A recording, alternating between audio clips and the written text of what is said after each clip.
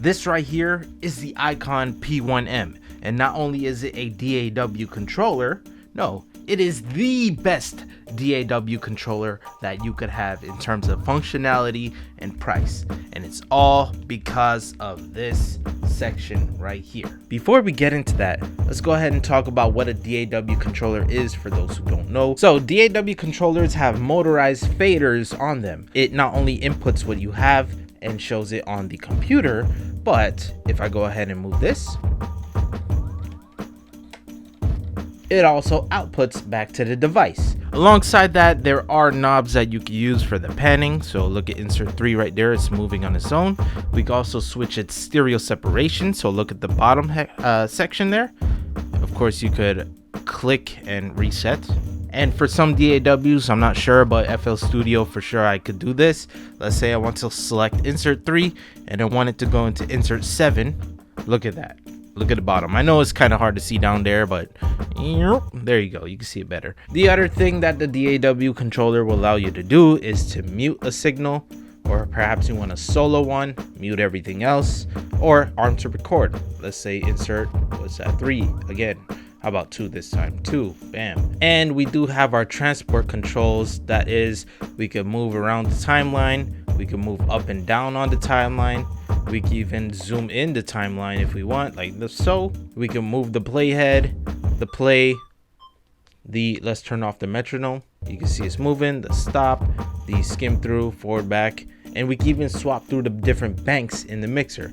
So let's say, for example, here, I'm gonna swap to mixer number 40, insert 38. How about that? You see right there, insert 38. So everything is recallable, allowing you to have a very seamless and realistic feeling when it comes to working with your music, especially with the faders. This is pretty much what 100% of the DAW controllers do. But we're not talking about any DAW controller here. We're talking about the P1M. This thing goes beyond that 100%. It adds in functionality that increases not only the ease of access, but it helps you in terms of your life, your mortgage. No, I'm just playing. This touchpad section right here allows you up to 16 different functions that you could use. Actually, wait, did I say 16? My bad. Let me see. 1, 2, 3, 4, 5. 5 times 16. 6, 5, 3, 5, 3, 5, 8.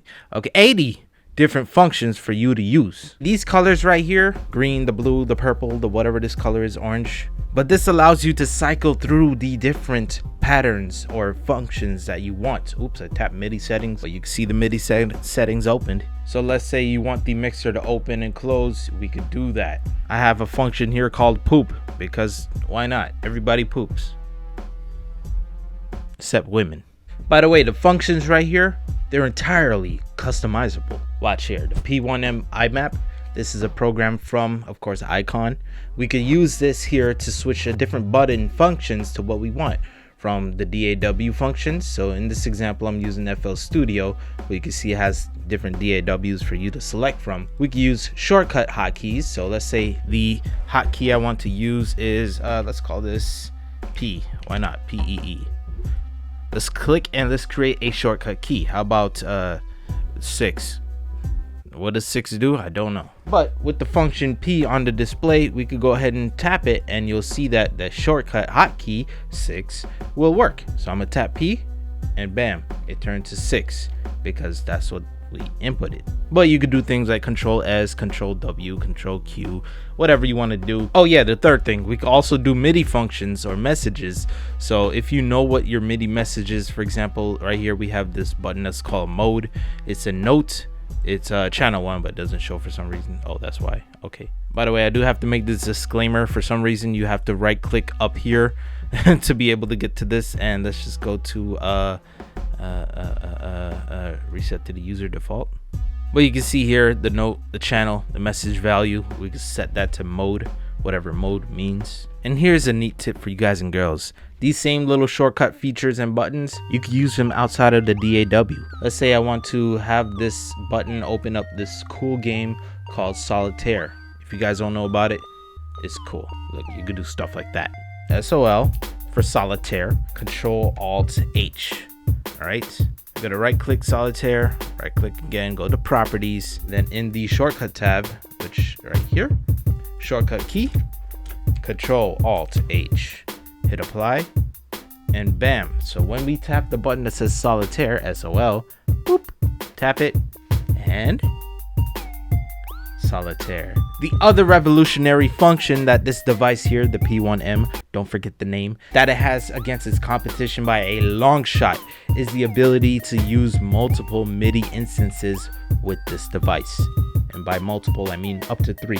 So that means I can use FL Studio for my first DAW, Bitwig for the second one. Notice when I press 1 and 2, by the way, FL Studio, Bitwig, FL Studio, Bitwig.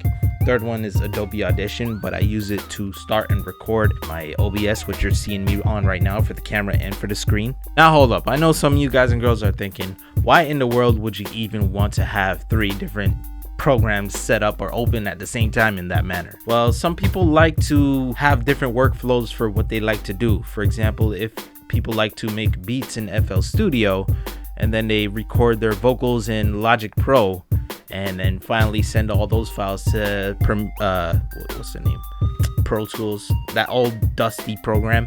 Anyways, they send it over there to mix and master. I don't know why. That's a possibility. But just by tapping this, you can immediately switch over to another MIDI device, which is very, very convenient, because when you have a MIDI device dedicated on one software and then you try to jump to another one that has the same routing per se, like, hey, this device is already in use, you can't use it. That's a problem for other DAW controllers. Say for example, the Platform M. This is only one controller, it doesn't have 3 different DAW setups. But if you still want an example of how this could be beneficial to use 2 different DAWs or programs at the same time, just watch this right here. So DAW3 I have set up in Premiere Pro, so if I hit play, it's very easy to use. So you can see I have the play in there, and this is actually a good tip. If we go in DAW 3, I'm in selected in 3, and I want to play with FL Studio as well. You see it shows red, click it, bam.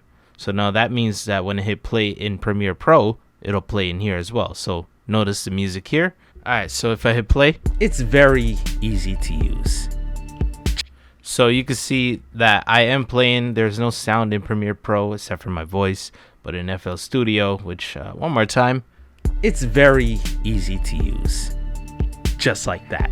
So you saw it was playing in FL Studio. So that allows me to do little effects and time it correctly. So in this example, I'm playing this sound from the beginning, and I want to throw in a little tape stop effect. The blue tape stop, let's go to trigger, automation. So now it's like, hey, where do I put this? So in Premiere Pro now I could just time it. It's very easy to use. Boom, right there.